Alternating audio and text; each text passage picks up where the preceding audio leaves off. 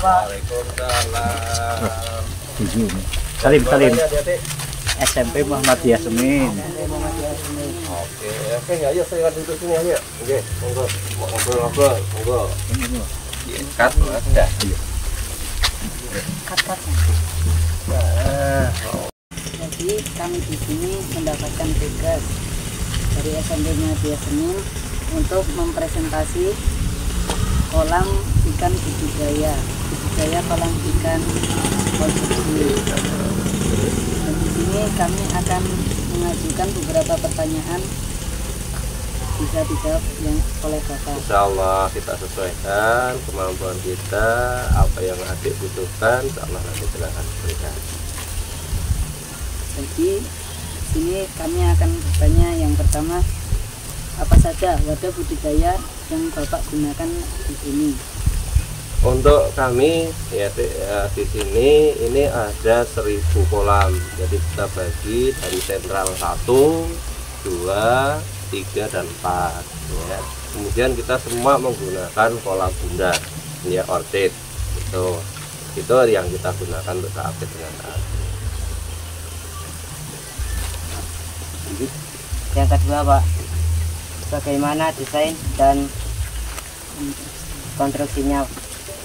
Kalau desain jelas, karena sudah tak sampaikan tadi ya, kita menggunakan kolam bulat ya, kolam bulat secara otomatis. Ini untuk desainnya ya bulat, tapi cuma ukurannya itu ada D3. D3 itu adalah kolam bundar dengan diameter 3 ya. Kemudian ada yang D2, itu adalah maksudnya kolam dengan diameter 2. Kenapa kita menggunakan kolam bulat? Ini karena dengan ada ya sedikit banyak kalau malam hari itu banyaknya binatang kayak tingsang, sehingga kalau menggunakan kolam bulat, kolam yang di atas tanah ini lebih aman. Yang ketiga, apa saja alat dan bahan yang Bapak gunakan? Ya, untuk alat jelas ya kita sampaikan pada adik-adik, kalau untuk budidaya jelas satu sarana prasarana itu kolam itu harus ada ya. Kemudian kolam ini ada dibagi menjadi 2, kolam pembenihan sendiri ada, kolam pembesaran ada ya. Kalau sarana yang digunakan banyak di sini ya. Yang jelas adalah pakan ya, kolam tapi bahannya adalah orchid. Kalau yang kolam pembibitan itu harus kita bangun itu sih sana, nah itu kita nanti menggunakan indoor itu maksudnya kolam pembibitan yang di dalam, sehingga semua itu tidak bisa masuk ke situ, jadi kayak kedap udara, sehingga nanti suhunya ini bisa diatur gitu. Yang keempat, bagaimana memilih bahan yang baik? Ya, untuk bahan kita menggunakan standar ya, karena kan sudah ada standar itu SNI ya. Jadi kalau terpal itu berapa mikron ya, 0,500 atau 1000 mikron itu sudah ada aturan ya, itu semacam itu. Kita menggunakan standar SNI. Dan pada usia berapa ikan dapat dipanen? Ya. Untuk usia panen ini juga tak sampaikan, walaupun pertanyaannya adalah hanya panen berapa. Ini kita sesuaikan ya Dek ya. Jadi untuk kita tebar bibit dulu itu adalah dengan ukuran itu 79 atau 912.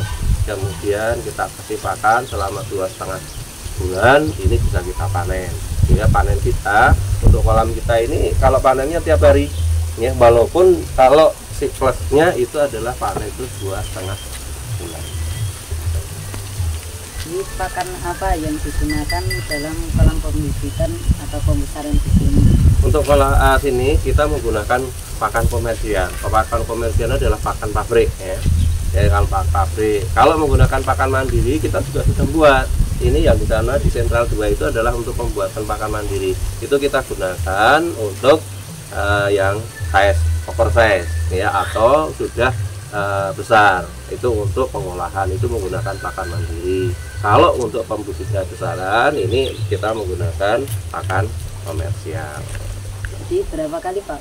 Oh, pemberian pakan ya, pemberian pakan ini kita berikan 2 kali. Namun juga perlu adik-adik ketahui nantinya seandainya adik-adik menjadi generasi yang milenial ini untuk pemberian pakan, sebelum pemberian pakan 2 kali ini setiap jam 8 sebelum diberi itu dikepas dulu, dibuang amoniaknya baru dikasih pakan.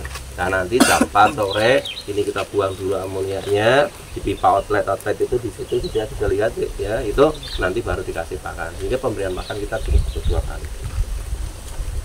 Selanjutnya, kesulitan atau tantangan yang dihadapi selama budidaya ikan. Ya. Untuk kesulitan ini kita jelas di sektor bibit ya. Ini sektor bibit ini karena apa? Kita membutuhkan sekali banyaknya bibit. Sedangkan di sini ini adalah 1000 kolam, sehingga kita tebar per minggu ini ada 200 sampai 250 kolam. Untuk per kolamnya kita isi 2000. Nah sekarang kita adik-adik bisa hitung, kalau 2000 per kolam kali 1000 itu kebutuhan bibitnya berapa. Ini kita belum, walaupun sudah pembibitan tapi belum mampu, sehingga disitulah faktor yang kalau terkait dengan pakan ya, walaupun itu adalah cost tertinggi, ini kita sudah bermitra dengan pabrik-pabrik pakan, sehingga ada potongan untuk harganya, sehingga tidak ada kendala.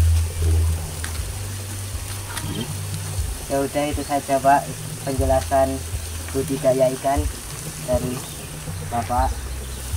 Ya sudah, kita juga menyampaikan pada adik-adik ya, ini saya ingin paling panjenengan ini untuk belajar ke depan kan bukan harus menjadi seorang pegawai, tapi ikutilah karakter ataupun pembudidaya pengusaha seandainya nanti di suatu saat ya itu tidak tercapai menjadi ASN dan sebagainya, ada menjadi wirausaha gitu ya Dek ya. Itu enggak apa-apa, silahkan.